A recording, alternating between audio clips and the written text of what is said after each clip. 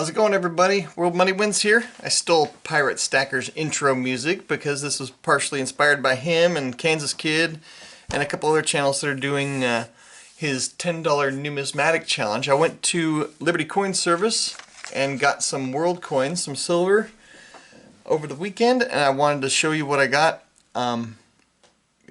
So Pirate's got this $10 challenge where you buy a piece of silver or silver coin, a numismatic one.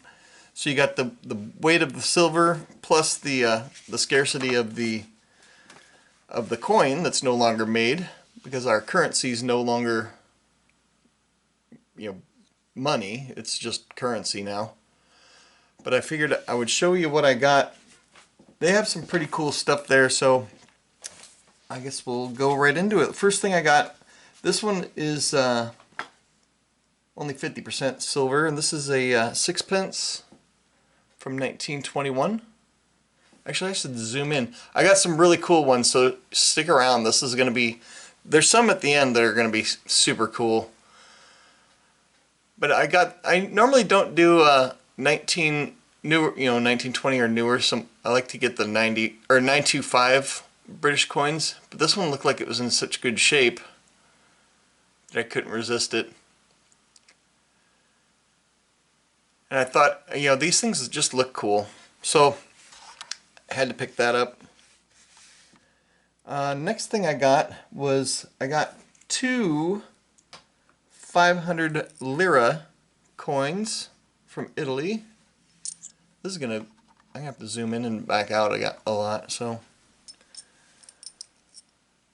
they're not in awesome shape, but they flip like US coins like this. But I really like the design on there. Pirate probably like these because it's got sailing ships, vessels there.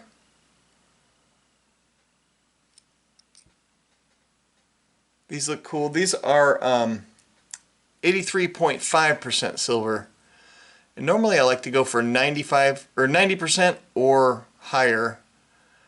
But I don't think I had any of these, so I figured I'd grab them.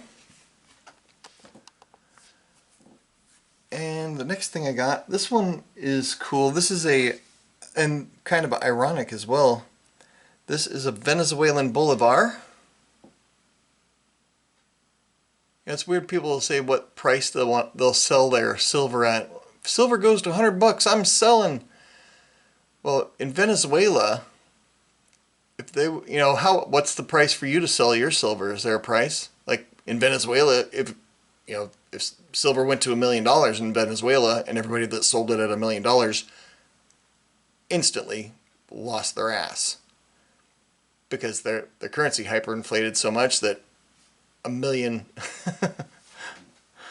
bolivars was nothing. So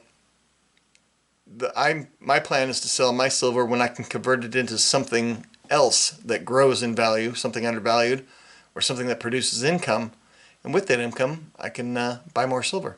So this is 83.5% silver as well. It's small. It's between the size of a nickel and a quarter, but the details on this thing is super nice. I might actually dip this one and see how it turns out, or maybe not. I ordered some of those 2x2 flips to put them in, because I'm never going to remember what all these purities are, so I need something to write it down and basically have it at a glance so I can tell. So the next thing I got, I got some more Balboas. So the first one, this one here, is from 1966. This one is only 40%. So I think 1962 is the last year of the 90% stuff. But it looked really cool, so I figured I'd get it. And I'll just that way I'll be able to tell the difference between this one and this one. This one's 90%. Obviously there's a way to tell, because on the back it'll say lay 90%, whereas this other one won't. You can see right here 90%, and the weight And then on this 40%er, it doesn't have that because it wasn't worth listing. So that's the difference. This one's from 1930, which is super cool. That's a nice old one. And the detail's not too bad on it. And this stuff I got at, they sold it to me at Melt. That may be because I come in often, and there's a guy there that's really knows a lot about numismatics. And so he was like, no, we'll just do these at Melt. And so there was also a set, a Balboa set, that had all the different sizes in there. But only a couple of them were silver. The other ones were like copper because it had all the denominations. And the set was just thrashed, the plastic holder. And so I said, well, if I could, I'd just buy the silver ones out of there. And so he pulled the silver ones out and sold them to me. The first one was this Decimo Balboa. This is a teeny tiny one, about the size of a dime. Check out the detail if we can get it to focus on it. Because since this one was in a set, it wasn't all rubbed. So you can still see in the helmet, you can see some detail on the back side. It's got the purity again over there, and then the gram weight. This is about, at melt value, it's about $2.03 worth of silver. That's so cool that you can store that much silver in such a small, tiny package. I don't have a dime here. Wish I had a dime here. I do have a dime over here. Hang on.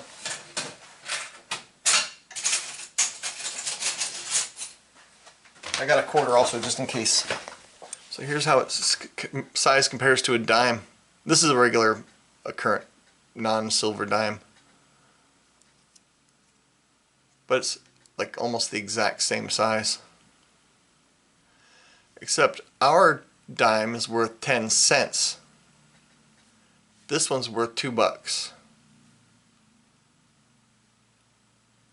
It's really wild that two different monies, they're both exactly the same size, but this one's worth way more, and not because it's old. It's worth way more because it's not made out of tin foil.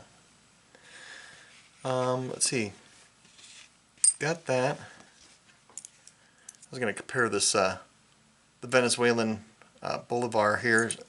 It's not quite the size of a quarter, so it's smaller than a quarter, thinner than a quarter, but worth way more than a quarter. It's worth, I think it's probably worth about $6 maybe, I don't know.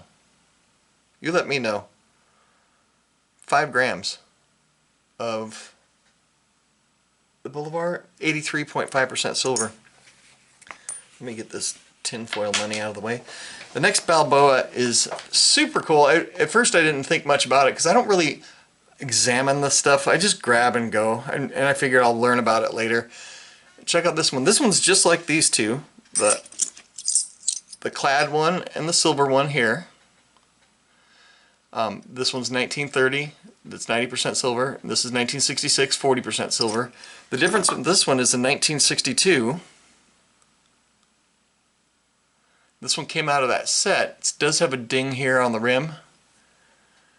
But check out the detail on this, on the helmet. Look at the helmet. There. Check that out. None of my Bolivars have that much detail in the helmet. And it's too bad it's got this ding up here.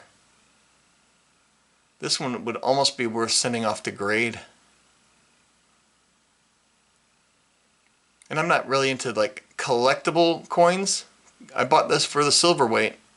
And if this had like a premium, like, oh, because it's collectible, it's worth an extra $5, I wouldn't have bought it. I just want the silver. But that helmet was like, wow, this is the only Balboa. It's a Media Balboa. So basically a 50-cent piece. I thought that was killer. The last two, I'm saving for the best for last. These are big coins. These are the size of a Morgan dollar. The first one is an 8 reales from Mexico. It's got a hole punched in it. I don't mind because I'm not paying for the coin. I'm paying for the silver. I got this at Melt. So it's about $22 maybe.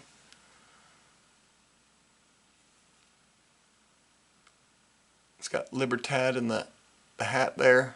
Check out the reading on the edge of this. It's almost like a herringbone type reading.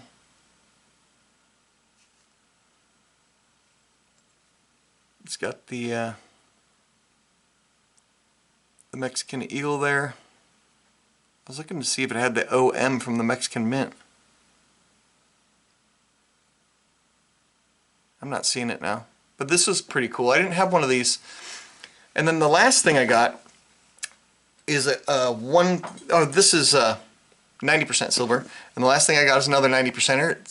It's a Cuban peso, 1 peso. Check out the beauty on this. And it also has a hole punched in it to use as a necklace. This one's from 1953. It's got really good detail. But I thought this thing was super neat. And I don't mind the hole because I'm paying for the silver. I just paid melt. He actually put it on a scale, weighed it, and I paid that amount. But this thing is super cool. One thing I did want, maybe you guys can let me know, do you guys have any ideas of what can you do with these, the ones with the holes in them, other than obviously you could put it on a chain and wear it as a pendant, but that's not really my style. But if you had a whole bunch of these with holes in it, what could you do with them? Could you make something out of it, or make, I mean, if you had like 20 of them, I guess you could make it into some sort of really grand necklace. But I was trying to think of what could you do with a bunch of these with holes in them, because I don't mind the ones with the holes. I would like to figure out something to do with them, so I'm going to rely on you guys. Maybe think of something, post it in the comments down below, and let me know what could I do with a bunch of big coins that have, and even smaller coins if they have holes in them. What could you do with them?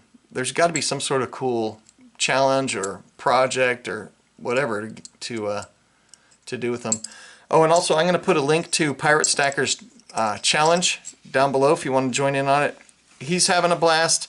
Kansas Kid's having a blast. Everybody's having a blast that's doing it. So jump in on the action. It's super fun. But anyway, I hope you guys are having an awesome day. Stick around and hit the subscribe if you like this kind of stuff. I'm going to do some skateboarding videos too, and some physical media stuff, blah blah blah. Anything I think of. Anyway, have a great day, guys. Talk to you later. Bye bye. Oh yeah, I forgot to mention, I paid $92 for all of this. That's pretty darn good. $92 for all this silver.